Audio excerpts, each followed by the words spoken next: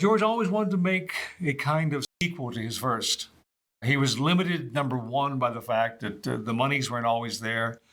There was a very difficult partnership, which was called Image 10, that made the initial Night of the Living Dead.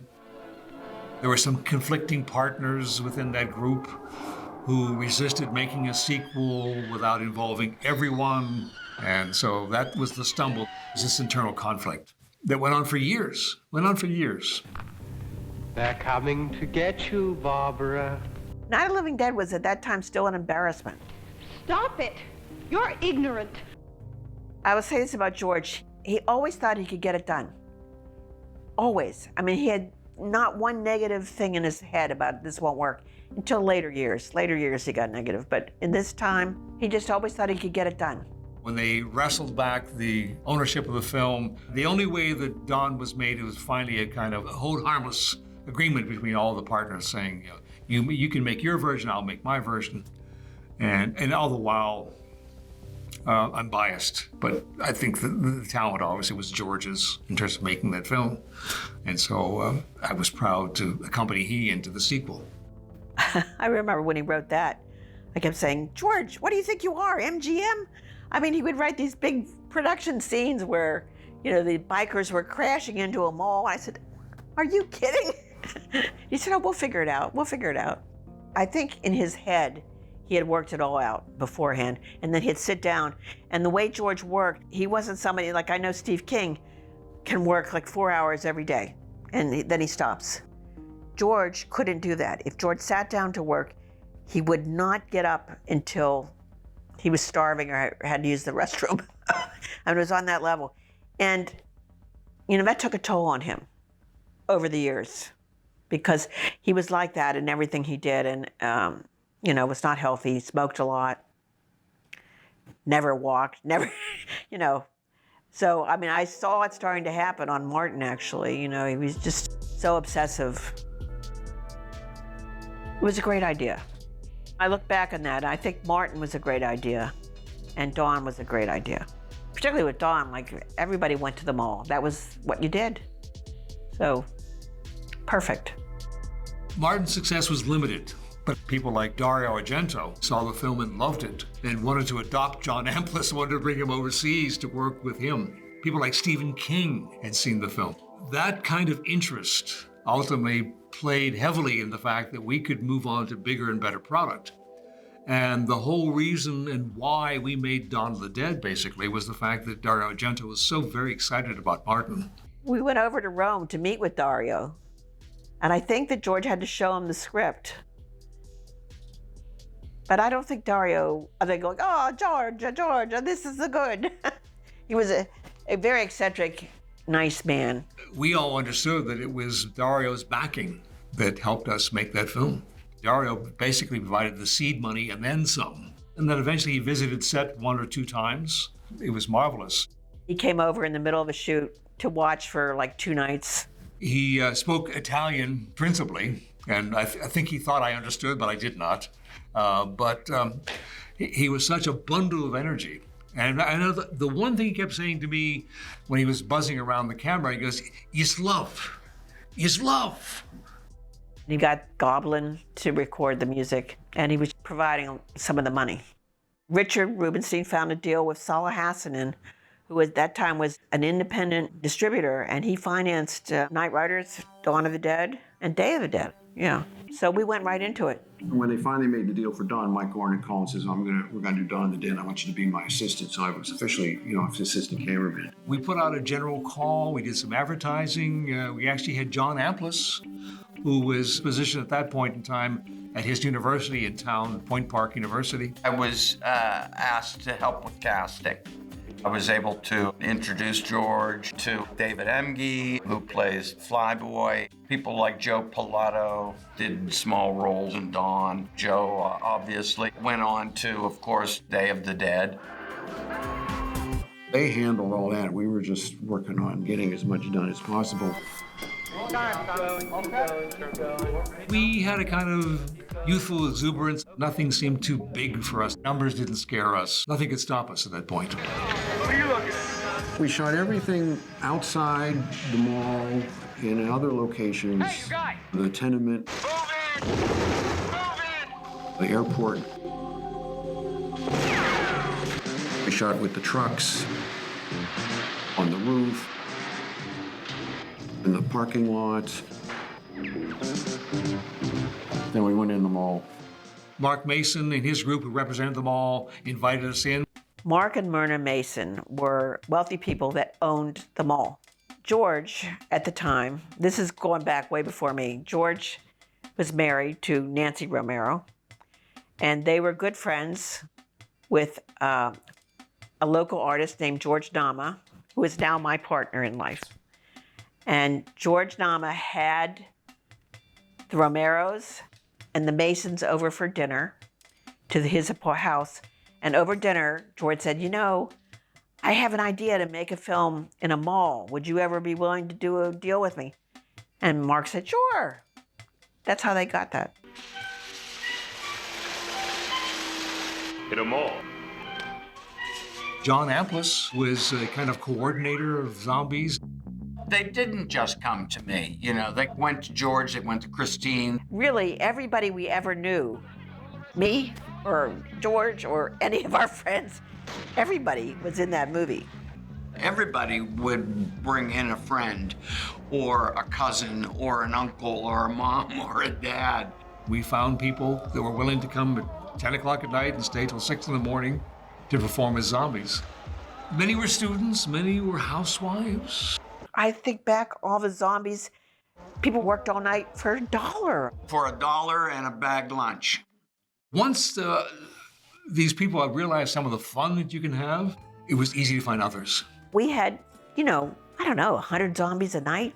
It was kind of known when we needed a certain number of people, the word would get out and they'd be there. And then beyond that was just the logistics of how do we contain them and how do we make them up and how do we get them ready for shots. Zombies would show up. There was an area called the community room, and that's where kind of where we set up our base. And they would have an assembly line of, you know, zombies, either plain zombies or ones with extra makeup appliances.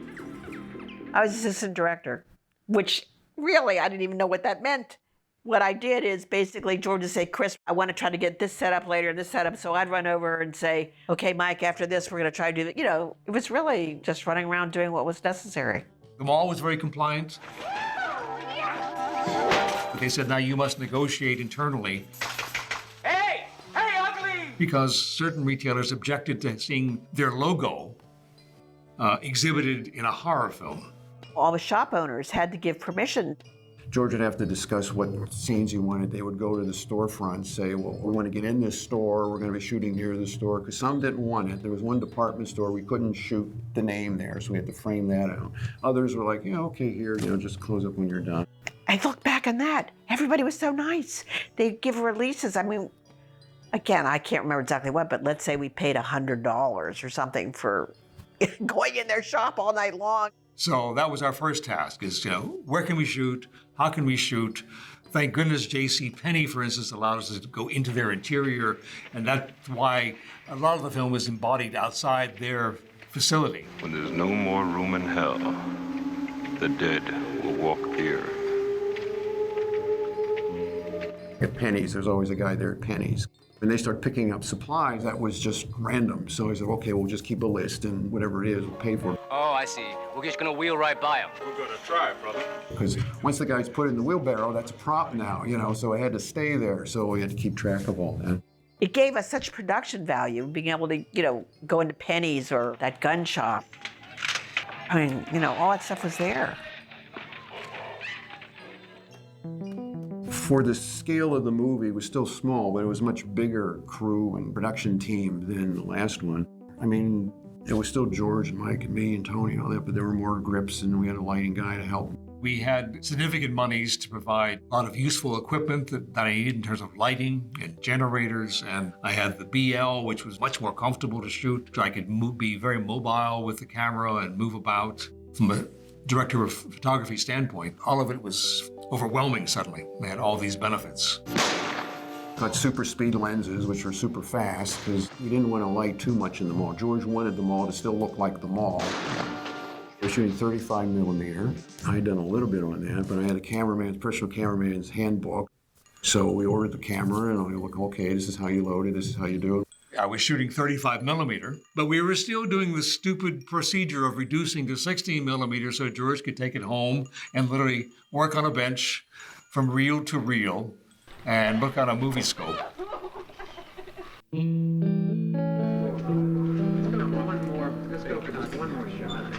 I think we started filming in October. We shot them all over 2 periods of time. We did a pre-Christmas shoot. For obvious reasons, we had to be out of there before Santa arrived.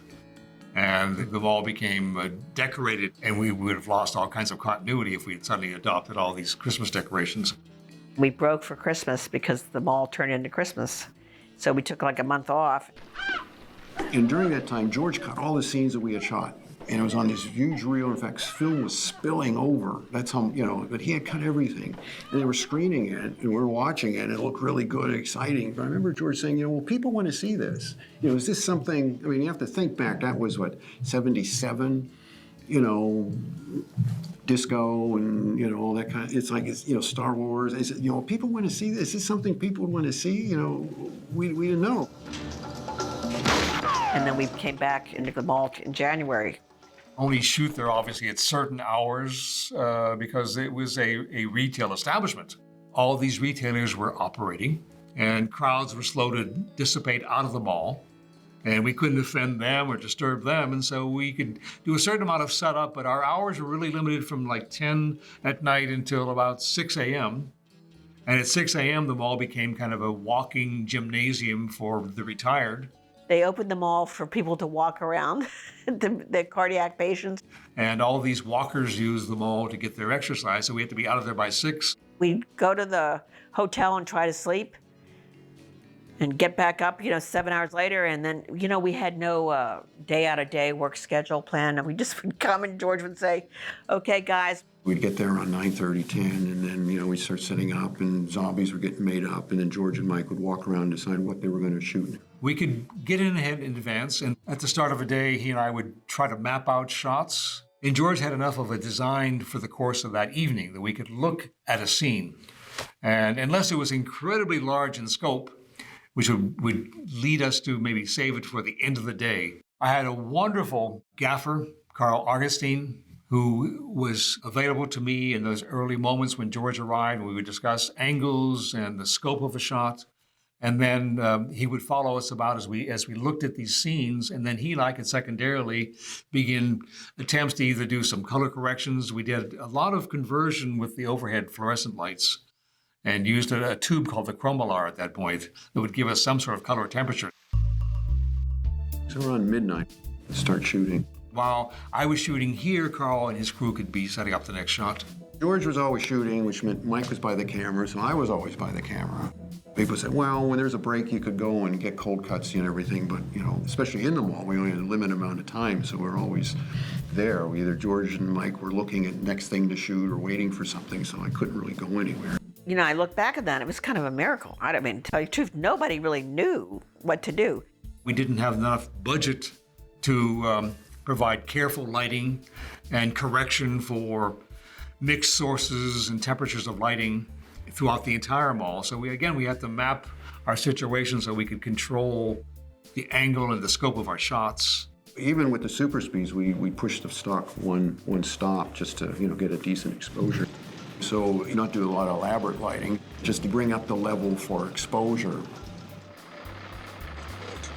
The trucks that needed to be moved from the truck depot, BP provided drivers to bring the trucks out to our location. We actually dressed their drivers as zombies also, and so they had, at times participated in the film. Things like the automobile that we used, the Scirocco that went flying through the mall. That was an instance where literally I went down the road from the mall. There was a dealer at the time, Ted McWilliams, Volkswagen City. And I marched in one day and said, hey, we're shooting a motion picture up here at the mall. Desperate need of a nice sportsy car. Would you be willing? And he said, well, what do you want? And I said, well, about this silver Scirocco over here. And he said, sure, as long as we get a credit. So we got a free car. And we did some damage to it, unfortunately, during this course of the film. But that's the kind of spontaneity and the kind of enthusiasm that we created within the community that gave us free rein. One time I was up in the helicopter when Mike was flying over the parking lot with all the zombies, because he said if he had to change a magazine of film, he just wanted to hand it off and I could just hand him another one, trying to do it all himself and everything. So I was up in the back flying over it and just flying over this parking lot full of zombies. I was like, gee, this is a big movie. This is something. These creatures are nothing but pure motorized instinct. I have this vision of trying to get people to go up there on the roof and be zombies with that helicopter. And it was so cold. Oh my God. It was freezing, really freezing. We were shooting on the roof of the mall. Everyone else was in the community room, so we're waiting. And George mentioned that the Italians, meaning like Dario, Claudio, Alfredo, we always referred to them as the Italians, the group that funded, the film. So George, he said, well, the Italians might want a different ending. I'm like, what do you mean? He said, well, Star Wars had just opened in Italy. It was a huge success. And the Italians were saying, in Star Wars, everybody lives. The original script had her stand up and, commit suicide with the helicopter blade, and Ken's character commit suicide down in the living space. Suicide, a way to defend against the zombies. You don't give them any more nutrition, in essence. You just give yourself up. Like I said, one day we were shooting, and he said, well, the Italians might want a different ending. He said, well, Mike said, what are you going to do about it? He didn't, he wasn't, you could tell he was thinking. He didn't know what, if he should or shouldn't know what to do or not. Because we did shoot Galen standing, outside the helicopter, making the decision, and then standing up out of frame. We shot a test of the effect of the head and the blades. Well, there was still work to be done on it. But then later we had Ken Faree, running on the roof, going toward the helicopter. So at that point we realized we're doing a different ending. There's Ken, running away from the zombies on the roof. I know from day one, George was always only in favor of the escape. He didn't want to end the sequence of the Night of the Living Dead films. He saw a future. And not from a crass commercial standpoint, but he just wanted to keep the story going. And even when we shot the so-called alternate ending, I remember him whispering to me saying, don't make it look good, man. Don't make it look good. The ventilation shaft, we did that after the mall. It was actually built. That was a section that was built. And we shot that in the studio part of Leighton Image, which is George's company. I've seen it. Come on. On the ground floor is like a studio area where they would mix things and shoot inserts and stuff. And so I think Mike found these guys, construction guys, who built this ductwork. Climb up top. There was no heat. We had to have jet heaters because once you walked out of the set, it was like freezing. It was this old rickety staircase and everything, but that part was built. And we filmed it there. That was near the end of it. We shot that, I think, near the end of the shoot. Because the living space was just a few doors down from there. It was an old building, which they picked really because it had a skylight. And then they built that set there. And we had to do that in continuity because it started with the civil defense boxes, and then it got fixed up with full living space. Everybody was nice. Everybody cooperated. It just worked out. It could have been a disaster, to tell you the truth. I attribute Savini, Tassos Stavrakis, Mike, Gornick. Everybody was young and energetic and dedicated. It was a fun experience. We were sometimes careless, we sometimes caused damage, but again, it was that kind of youthful exuberance. The crew, the cast, would always be willing to jump in and help. We weren't separated by our status. We were there to have a good time making a movie. You don't realize when you're in it. When you look back, it was rare stuff. You always kept your fingers crossed, and you hope this might be a good return for George. I realized the scope and the power that it had late in the post-production period. George had gone through his first cut, his second cut, and we were finally ready for a kind of audience screening of the film. And until that point, it was all kind of clinical. You shoot the film, you cut the film, you add Foley track, you do some ADR, and it's all pieces going together. And you never realize what you had done. So you thought, gee, this is a lot of fun. It seems energetic, but you weren't sure. Having come into George's shop and realized, good God, this guy made a film called Night of the Living Dead, and he went through a dry period of 3 motion pictures that nobody took to, didn't stick. I mean, audiences are fickle. Film Festival in Austin, I think, was when they first screened the film. And Roger Ebert introduced the film. You know, Roger Ebert on Night of the Living Dead trashed it, which actually helped the film, I think, because he wrote it so disgusting. People probably went out to check it out. But on Dawn of the Dead, he actually introduced the film and said, this is a really great movie, and I was wrong. The people in this project are your responsibility. The first big audience screening. And within minutes, you realized when you heard and witnessed some of the horror that you had created within the audience, and we're talking about women running out in tears. The final blow was probably those early scenes in the tenement house and some of the magnificent effects that Savini performed. You realized, my God, we're scaring the pants off of these people. I just look back on it with awe. People went crazy. They were wild, screaming, and a lot of fun. George had that initial difficulty in terms of a release. We at the time had that stodgy review of films by the MPAA, and their rating system then was really archaic. I mean, you had a G, you had an X, which wasn't even one of their codes. It just, anything that wasn't rated by them got an automatic X. And so they wouldn't give us an R, which we had hoped for. They said, no, it's much too violent, it's impossible, it's not an R. We don't know what you are. We don't know what you are. We're gonna give you an X. And George said, no. They were going to give it an X rating, and George really objected, and he actually wrote to the MPAA and went out to speak to them, saying they should create a new rating for violence because X always meant pornographic. Yes, we're violent. We want to be violent, but we're not X material. We'll confuse the audience. And so there was that struggle. They released it with no rating. What transpires when you don't have a rating is that you can't get newspaper ads, you can't get much in the way of promos on television because at the time, everyone looks toward a rating. How do you get information out to people that this film was being exhibited without ads? George used all that brouhaha to his advantage. They eventually arrived at a compromise. There wasn't an official X used, but there was the heavy warning. When it finally came out, the audience just came in droves. Dawn of the Dead is here. And the more you look at the film and try to understand it, what its meaning is, and look at the larger allegory, you realize what a masterpiece it is. It is a horrible, hauntingly accurate vision of the mindless excesses of a society gone mad. We are down to the line, folks. We are down to the line. Dawn of the Dead. It is popular to this day, which is also amazing. I'm still surprised that people continue to discover. He wasn't making just horror films. It's ours. There was much more beyond it. We took it. We always talk about the underbelly and what was underneath. It's ours. Some people caught that, but now more and more are seeing that. I'm glad that they're finally recognizing it. I loved being part of it. I mean, it was almost like the way I think back about rehearsing a play. You know, everybody was together on with the show.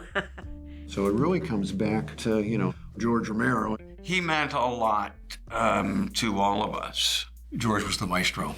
You witnessed this energy, this creative possession, and this thinking that just is contagious. It spills over, and you don't want to be like he, but you certainly want to follow him and provide for him and work with him. And it's a joy. He was an incredible guy, funny and smart and creative. Working with George was, it was hard work, but it was still fun and enjoyable. You'd always hear his laugh. And he's sorely missed by all of us.